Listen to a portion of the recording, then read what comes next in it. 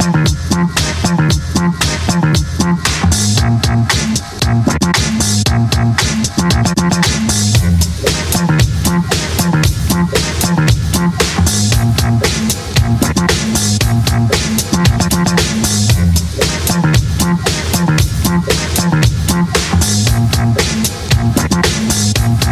to the PowerFactor Show.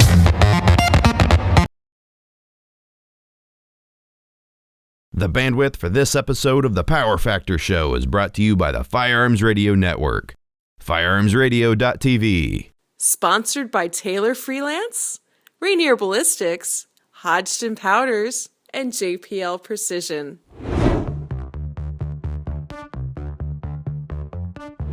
Hi, welcome to PowerFactor. I'm Larry, and this week we've got a match review for you. Actually, this is the Area 1 Championship, which we just shot a couple of weeks ago in the month of May 2014 over in Eastern Washington at the Rattlesnake Shooting Facility.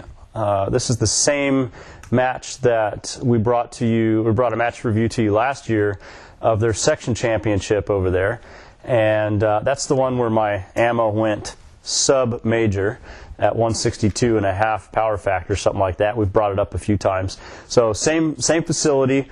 It was a great match put on by that facility. I want to thank Randy Byock, the match director, for putting this thing together. It was really well run, very well constructed stages, and that's a thanks to Jody Human, that she designed most of the stages, a good majority of the stages, and she was responsible for supervising that the stages got built and put on the ground. Mark Bradley, also setup coordinator, and Mr. Fix-It, and thanks to those guys for putting this match on the ground. It was an excellent match, which you will see as we go through it. I just want to also thank the sponsors for the match. Blade Tech was the match sponsor overall, so thanks to Blade Tech. We had division sponsors as well.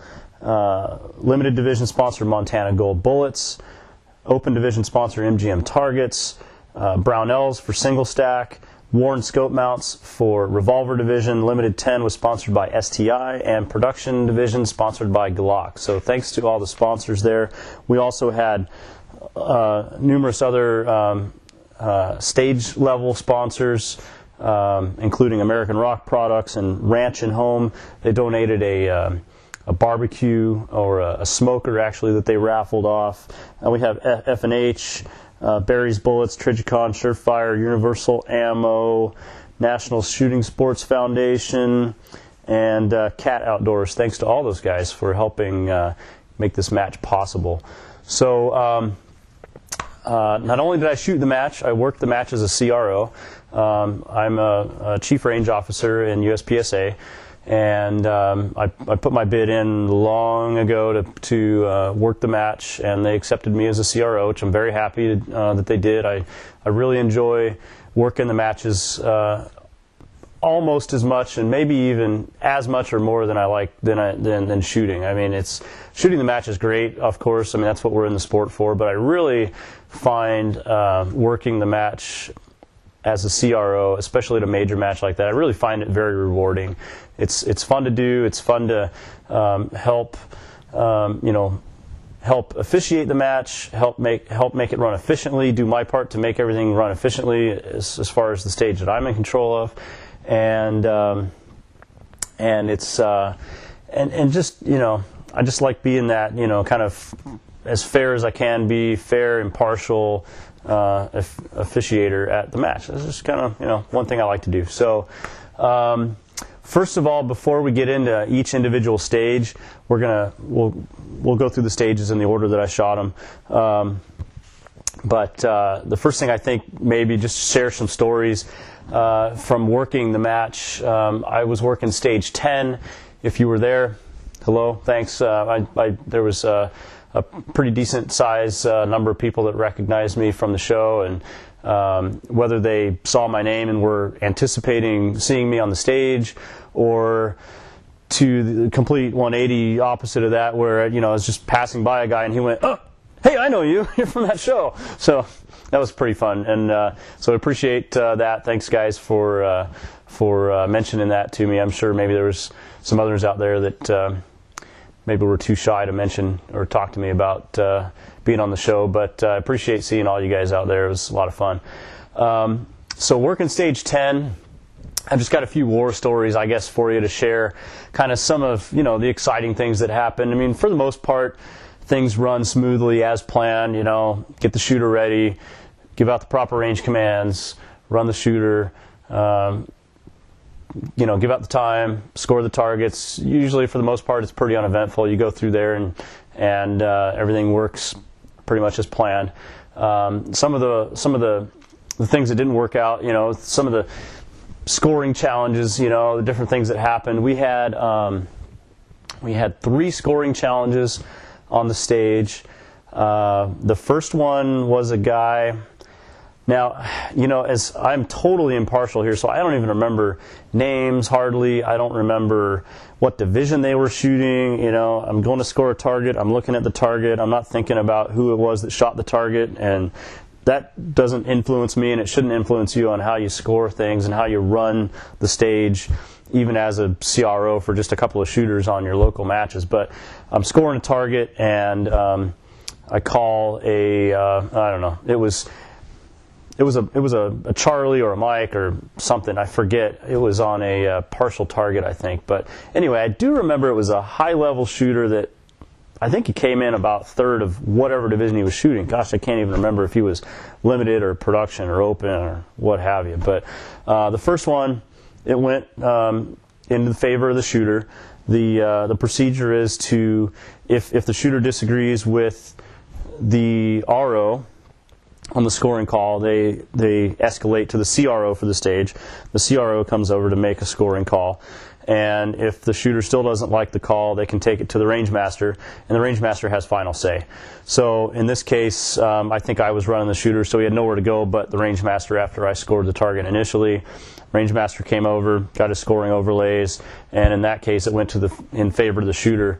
There was another one that, and normally you would pull the target. We pulled the target down and put up a new target to keep the match running, because sometimes the range master can't be there, in 30 seconds or a minute or something, and we're on a pretty tight timetable to keep the match flowing. So in order to make that happen, we took the target down carefully. In this case, the holes were somewhere in the middle, and it wasn't anywhere near the edges where we would disturb the bullet hole. And so we pulled the target down, put up a new one. I handed the timer to one of the ROs to continue running the match while I protected that target, because the shooter's not allowed to touch it. So I held the target until the range master showed up and we discussed the scoring issues. There was another one where it was the last shooter of the squad, and the squad the next squad hadn't shown up yet, so we got the range master over there pretty quick. We didn't have to pull the target on that one, and that was a scoring call also on a headshot, as I recall. It was Alpha versus a Bravo hit, and range master called it in favor of that shooter. I do remember there was specifically another shooter very vividly that the call did not go in his favor, but he shot. There was one of these targets where, just like my jacket here, we had hard cover like this on the target, and the only thing available was the center zone from top to bottom was available. So a real narrow target, not real far distance, but one of these targets that you want to take on the move because it's in a real wide doorway and you could just blaze right on through it. And the guy shot 2 at that one, and one of the 2 shots was a miss, and then he was already transitioning to another target, fired 2 at that one, and came back to that original target, fired 2 more as he was blazing through this pretty wide doorway, 8 feet or so, 8 or 10 feet. And so, which was not sideways, it was kind of at an angle going down range. So shot 2, came back to it, shot 2 more, and then as we came around to score, he had 3 shots in the black and 1 hit in the alpha, clearly in the alpha. And so I looked at it as hard as I could. Shots came in from an angle. That's another challenge, because you have your scoring overlay template, which are perfectly round, and you set them on the flat target, but when the bullets come in at an angle, it can be a bit of a challenge to get it lined up right to where you can make sense of what you think happened. So he challenged that call, and Rangemaster came over and worked his magic and just couldn't get 2 alpha or 2 hits on the target, so wound up being a mic on that one. So that was kind of exciting. It's a little bit different, something different that happens that kind of interrupts the flow and challenges your your knowledge of the rules and your application of the rules and your following of proper procedures and all that kind of stuff. So that was kind of fun. That guy, I vividly remember. I mean, he's a well-known shooter. Wound up taking second place in open division, and don't need to say any names, but I do my best. I make the call as best I can. If I can't see the hit, I can't call the hit. We take it upstairs to the range master. That's proper procedure, and in that case, it just didn't go in his favor. So unfortunately. Something else that happened to me for the first time ever in 12 years of practical shooting, and let's see how many years, 10 years of being an RO, I issued a creeping call, procedural penalty for creeping. There was a shooter on my stage. You start with your toes on the board, and you're standing outside the shooting area. On the buzzer, you enter the shooting area before you begin shooting, and as I say, "Are you ready? Stand by." And I'm just starting to press the button on the timer, and he's leaning forward. And I swear, if I would have waited a half second, he would have had to take a step before he fell on his face. So I thought, you know what, that is creeping. And so we issued a procedural penalty for that, which is a minus 10 points off the stage. So I held up a finger, kind of like they do in IDPA, give the guy the finger to let my other ROs know that I saw something and that hopefully they witnessed it as well. And run the shooter as normal. He completed the stage.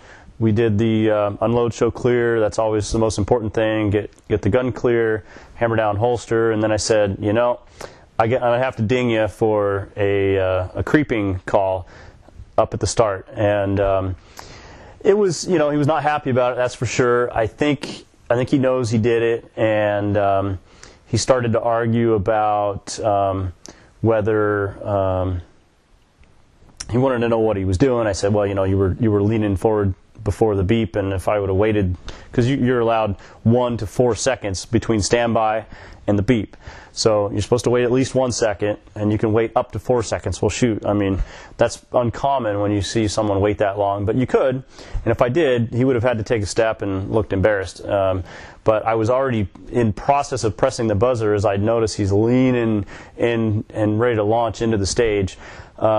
Again, I don't remember even who he was. I don't remember what he looked like. I don't remember what division he was shooting. I just know that it happened, and I issued a procedural for the first time, which is under Rule 10.2.6, which says if you're changing your hand position or your body posture to a more advantageous location or position, that is defined as creeping. And now in the new 2014 rule book, right here, that's we used to have a thing like where it said stop the shooter if you can and restart them. Now it's just you do your thing, they do their thing. If they're creeping, they get a procedural, period. And so that's what we did. It's the first time I've ever issued the call. 370 some odd other shooters were perfectly able to stand still until the buzzer, and this guy wasn't, so it was deserved, unfortunately for him, but it was deserved. The other exciting thing that was kind of funny, and I got some pats on the back for, we're running a squad, and there was another squad backing up on us. I forget what slowed us down, but there was another squad kind of backed up, and about half the squad, a little bit more than half the squad had already run through. We scored one shooter. I'm walking through, I'm checking to make sure the targets are all taped and getting ready for the next shooter, and one member of this squad that's shooting the stage comes up to me and says, "Hey, there's a guy walking the stage, and he's practicing for his run, or so it looks like anyway." And they come up to me and they say, "That guy's not on our squad. He shouldn't be here." So I chased him off, and I barked at him, "Hey, are you the next shooter?" And he just kind of put his head down and started walking away. And I said, "Hey, are you the next shooter?" And he's just, "No." "Are you on this squad?" "No." And I'm like, "Get out of here." So I chased him out of there, and I don't know whatever happened to the guy. I mean, again, I'm not really paying attention to who he is. I don't know. I'm not paying attention to what he looked like or what gun he was shooting or what gun he had on his holster. I just chased the guy out of there because I'm busy running this squad. And it was entertaining. Like I said, I got some attaboys for that from the squad we were running. A lot of people said, "Hey, thanks for doing that, man. That guy's been on us all day," or something like that. And I don't know. I mean, eventually he must have come back through, I guess. Like I said, I didn't recognize him, and he didn't mention it, and whatever. That was the end of it. So that was kind of entertaining. I don't know. Part of the match, they normally would have like a shooters meeting, and which is usually like the night before the match. They'll have like snacks and cocktails or something, or a cash bar or something like that. This match didn't have that, so it was all electronic scoring. Everyone was registered electronically, and the first thing any competitor knew, the first thing any competitor did when they showed up was just go straight to their first stage, and you're registered right on your first stage, and you show up, you like, "Hey, I'm here for the first time," and we go through there and check off a registration list and just get to shooting. And it was efficient, and they did that because at least half the people don't show up for those things anyway the night before. They just, it's the same old stuff. I've heard it a million times, or I don't care. I'd rather go out drinking with my friends or eat dinner with my friends or something like that. But I like those kind of things because they kind of set the tone for the match. You got a match director and RMs up there talking about, "Hey, we've got this issue at our facility, or we're really going to hammer on these rules, and just make sure there's a new rule book. Make sure you guys know that there's a new rule book out, and there's particular rules that really matter. Like I've discussed on this show, there's certain rules that matter that are going to come up a lot more often than others." And we didn't have that, so there was no kind of pomp and circumstance to kind of set the stage for the match. So competitors showed up, and you get a guy that's crowding in on another squad that's not even his squad. Normally, that's kind of part of the shooters meeting is, "Hey, you're not allowed on the stage until your squad is on the stage and you're scheduled to be on the stage. And if nobody's on the stage, you can ask the RO's permission if you can walk around and check it out. But you cannot activate any activators. You can't mess with any steel. You just walk around and look at it, and you can kind of air gun it, but that's about it." Normally, that's the kind of introduction the shooters get when they first arrive to one of these level 3 matches. And like I said, we didn't have that on this one. So, you got this guy crowding in, and it was kind of fun chasing him out of there. So I guess now we'll go ahead and get into it. We'll get into the stages as I shot them, in the order that I shot them, and which makes it easier for me. That's the order of the videos, and we'll just go from there. So, hey, the first thing I did was the chronograph, and that is a stage. Technically, you don't shoot it, but it's treated as a stage in the sense that there is an RO, and you follow the range officer's commands. You don't just walk up there and, "Hey, you called my name. Here you go. There's my gun." Just throw it on the table. You don't do that until you're asked to do that, or else you can be disqualified from the match for violating safety rules at the chronograph. So chronograph was the first thing I did, and we had, some questionable things going on at the chronograph. I'm not going to talk too much dirt, but I'll tell you one thing. For myself personally, if you don't know the chronograph procedure, you donate 8 bullets, and they pull 1 bullet, and they weigh the bullet itself, the projectile itself, and then they shoot 3 of the chronograph, get the average velocity, and bullet weight times average velocity is your power factor. Divide by 1,000, you get a power factor. So in my case, we have a bullet weight of 186.3 grains. Now, I didn't mention it, but I shot limited in this match with my Glock 35. You've seen it many times. And shot limited division. So there you go. Forgot to mention that. But bullet weight was 186.3 on a nominal weight of 180. That is the highest I've ever heard. I've never seen one that high. I've never measured one that high myself. I don't know what happened, but good for me, I guess. My average velocity was 941.6. So even if it was a 180 flat, 180.0 bullet weight, I would have made major power factor anyway. With exactly a 180, 917 feet per second will get you to major territory. In this case, 941. So the bullet weight, it was a little, I don't know how they came up with that. I can't imagine it was really that heavy, but that's what they said. I don't know if the scale wasn't teared out, but 175.4 power factor this time. So I'm happy with that. So if you have not seen a chronograph stage before, we'll show you now.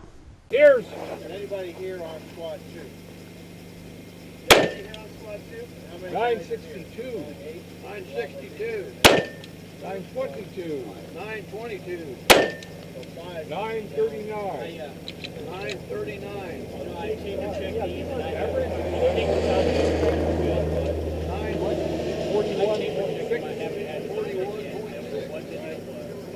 Whatever it was. Okay. Between the new motor stage, you guys are three. 175.4, no problem. 175.4.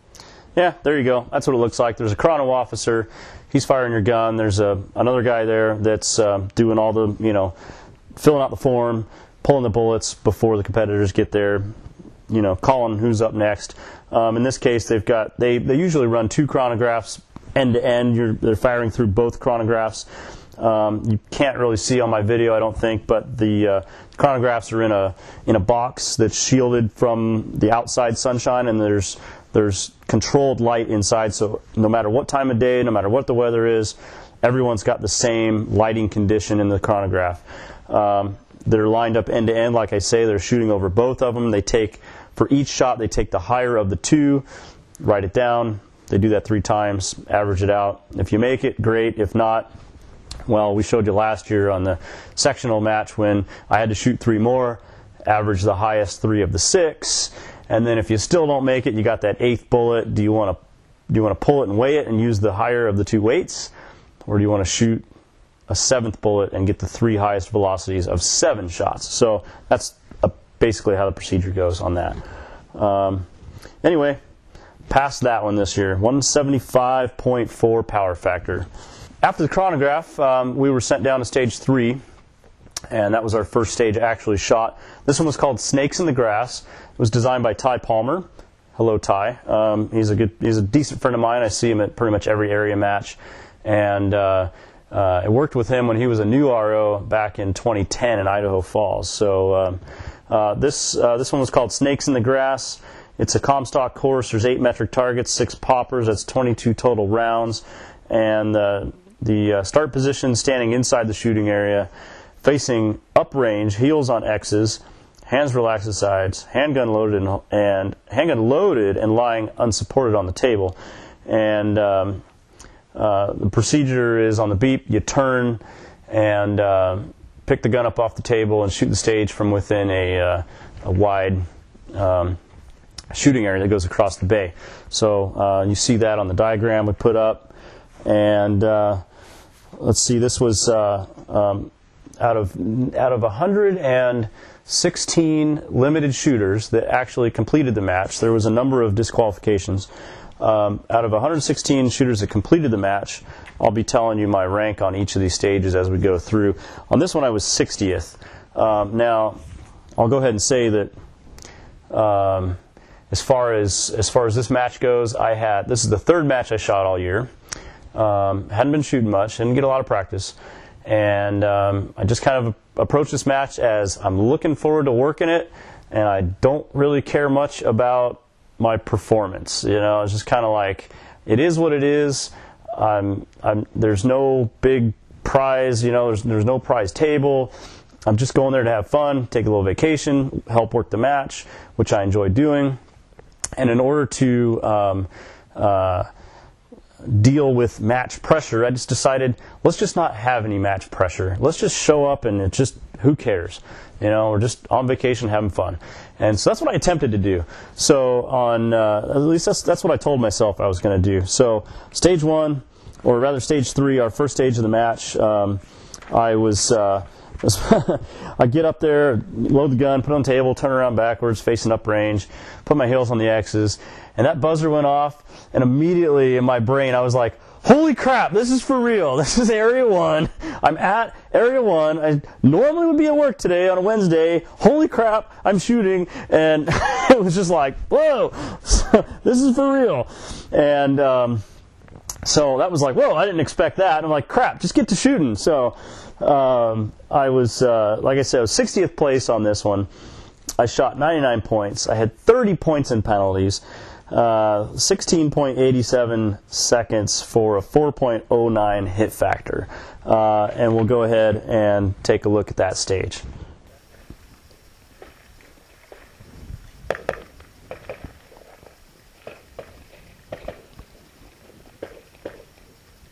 Are you ready? Stand by.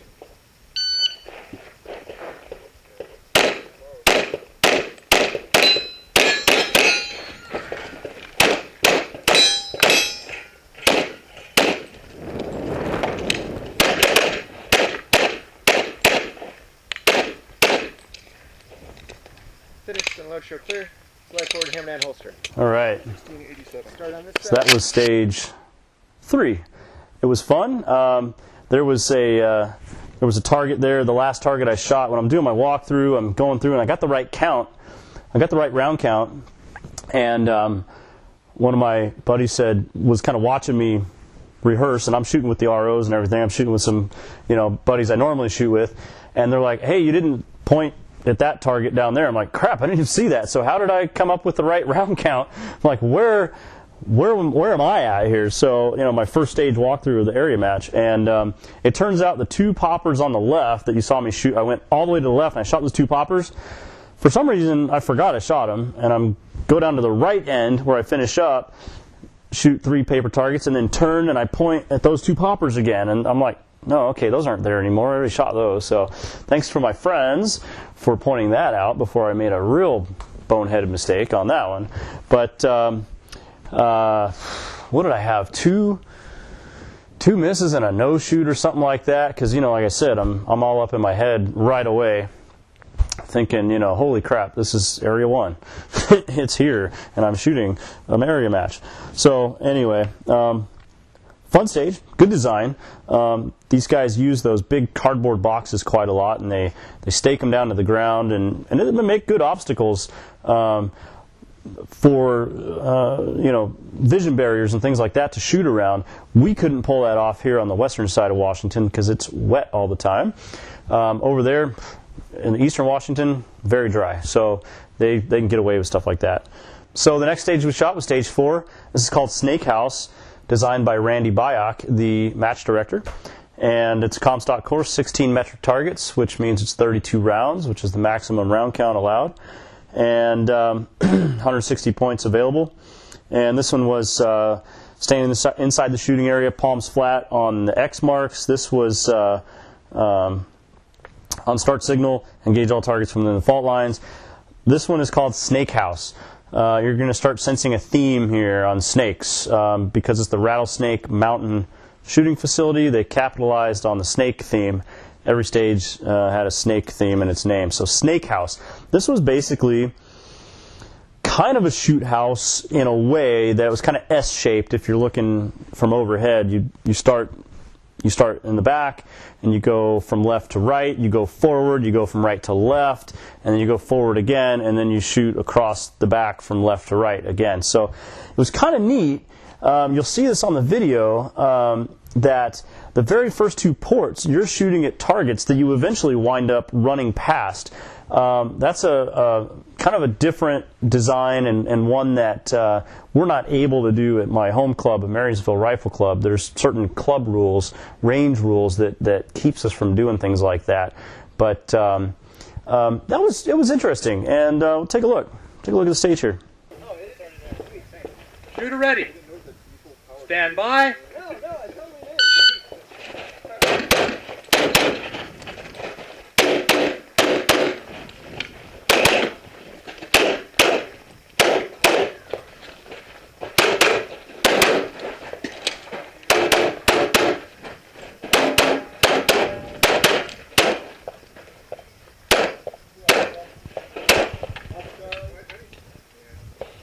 Unload and show clear.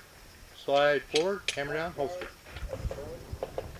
All right, so that was stage 4.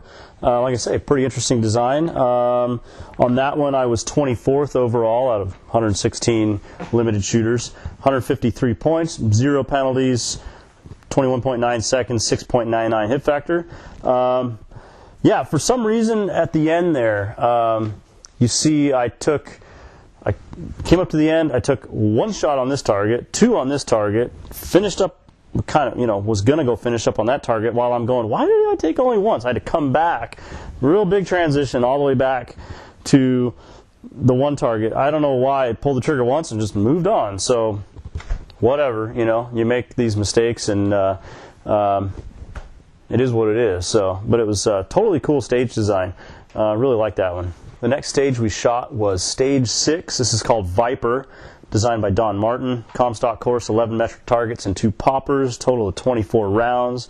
Standing inside the shooting area, heels on the X's, wrists above shoulders, and handgun loaded and holstered. Shoot them as you see them. You got 2 steel poppers you see on the diagram there, cross-activating swinging targets. And so we'll take a look at that one and see how this one went for me. Are you ready? Stand by. Same with the tablet.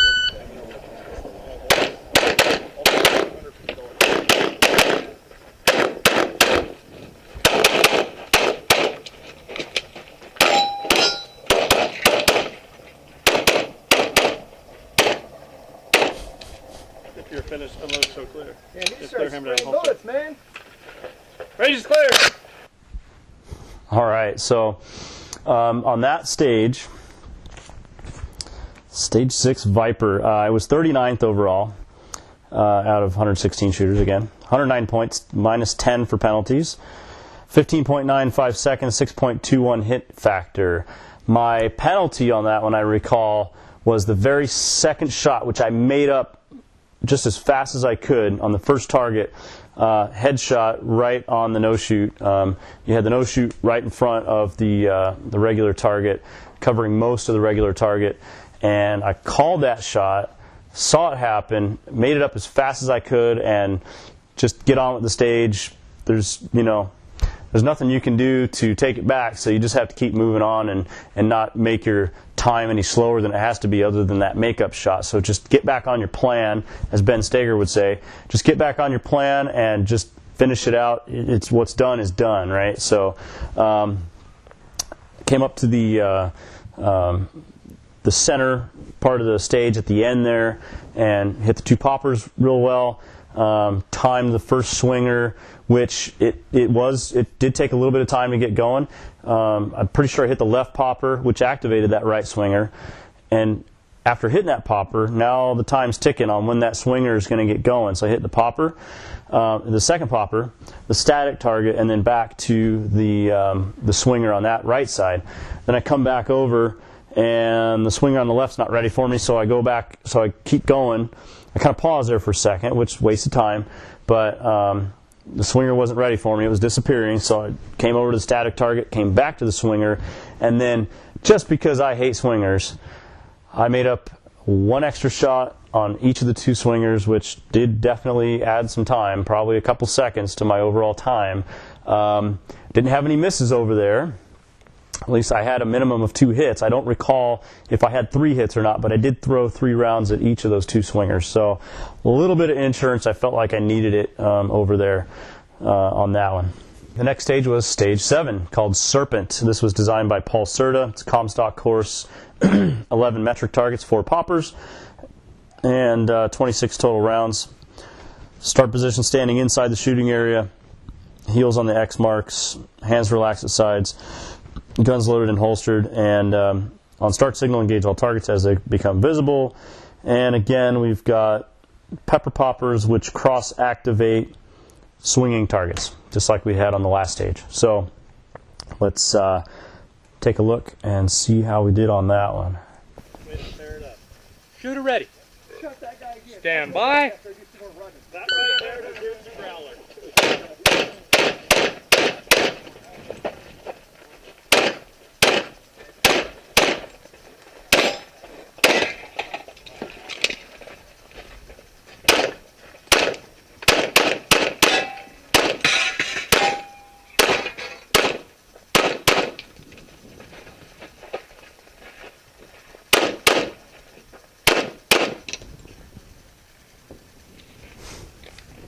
Unload. Show clear. Okay, on that stage, I was 24th overall, 115 points, 0 penalties, 26.19 seconds, and a 4.39 hit factor. My little cheat sheet here, very slow and deliberate on that one. I mean, you could hear it was like, really? Is this a USPSA match or what? I mean, that was like shooting so slowly, but deliberately. There were some very tight shots on that stage. There's very tight shots in the match overall. No shoots everywhere. If you haven't noticed it yet, you'll see more of that. The 2 poppers you saw, I activated from the back, which I think a lot of people did, get those swingers going. I did make a fire to makeup shot on the first swinger, insurance shot, just to be certain. And the only other thing I did at the end there, the very last target was, just you had to crank around this wall. It was just 3 feet, 4, 5 feet in front of you, something like that, real close by. I meant to reach around strong hand only instead of getting all, twisted up, trying to get my left arm also around that wall. My intention was just to kind of grab the wall, reach around, and just fire 2 into that target. And then you see I came back up on the swinger, and I thought, at this point, if you think about it for half a second, it's kind of too late. So I came up on that second swinger, and I thought, you know what? I think I'm okay on that one. So turns out I was okay. 0 penalties on that stage. So that's good. Happy with that. Didn't look very fast. Wasn't all blazing. Wasn't like too exciting. But it was another fun stage to shoot, and I did all right at 24th place. We're going to finish out this episode with stage 1. We went like the first 7 stages, and then the second half of the day, or the second day actually, RO shot in 2 days. We shot the second half, so we'll pick that up next week. But let's take a look at stage 1. This one is called this one's called I Hate Snakes, and designed by Jody Human. 16 classic targets, not metric targets, the turtle targets, the octagon, the stop sign, the amoeba, whatever you call it at your home club. 16 of those guys with plenty of no-shoots out there. This was standing inside the shooting area, standard start position, shoot them as you see them, and no walls on this one. A lot of those cardboard boxes, a lot of those big cardboard boxes they used. Let's take a look at this stage, and we'll talk about it after that. Are you ready? Stand by.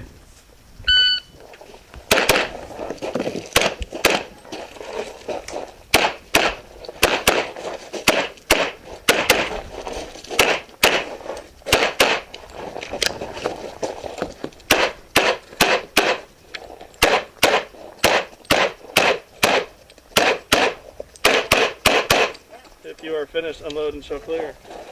No. Just clear, hammer down, holster. Range is clear! Okay, so that was stage 1. I was 27th overall for limited division, 142 points, 21.23 seconds, and a 6.6 6.9 hit factor.